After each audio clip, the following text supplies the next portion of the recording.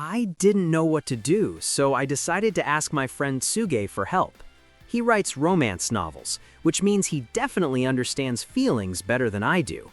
I told him that because I have no relationship experience, I gained a special ability. I can read people's thoughts when I touch them. That's how I found out that my coworker, a man, is in love with me. He is kind and attentive toward me, but he never admits his feelings. Tsuge didn't believe me and said that I was talking about something unbelievable.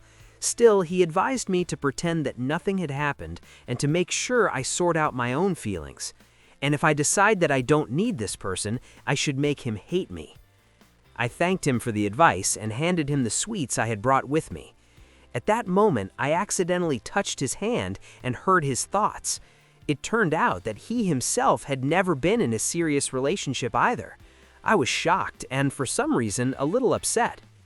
On my way home, I kept thinking about Kurosawa. He's a great guy. He's fun, kind, reliable, and genuinely cool. He has no flaws at all. I kept thinking about him at work, too. If we were together, I'd probably be drowning in his love.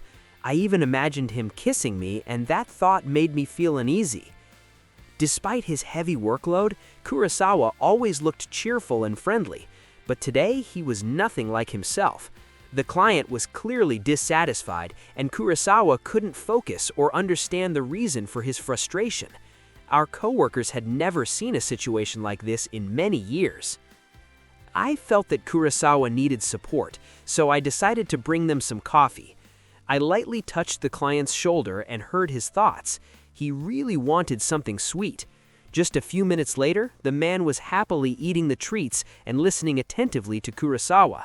Later, Kurosawa leaned toward me and quietly said, "Thank you." That evening, our whole team celebrated a successful deal. During a game of wishes, one of our coworkers wished for us to kiss. I panicked. It was supposed to be my first kiss, and with Kurosawa on top of that. He smiled and said it was just a game and suggested that we kiss quickly. He pulled me closer and I closed my eyes, imagining his lips touching mine, but instead he kissed me on the forehead. To avoid any questions, he hurried out of the room. I found him on the balcony. He accidentally bumped into me with his elbow and I heard his thoughts. He felt incredibly lucky that the lot had chosen him to kiss me. But when he saw me freeze, he decided that men were clearly not my type. I assured him that it hadn't been unpleasant at all, and for some reason I confessed that I had never kissed anyone before and never dated anyone.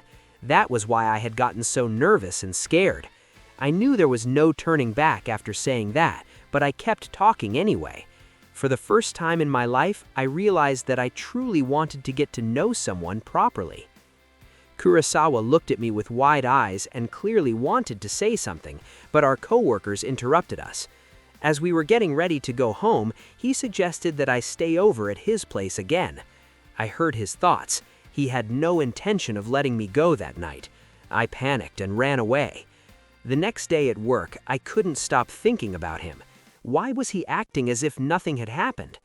Then Kurosawa came to ask me for some report data and accidentally touched my shoulder. He was relieved that he didn't disgust me, but worried that he had rushed things. He didn't want to burden me, so he decided to behave normally at the office. And since I have absolutely no relationship experience, he planned to win my heart step by step without rushing. Yes, he's a handsome man who doesn't know how to lose, and I'm already a little scared.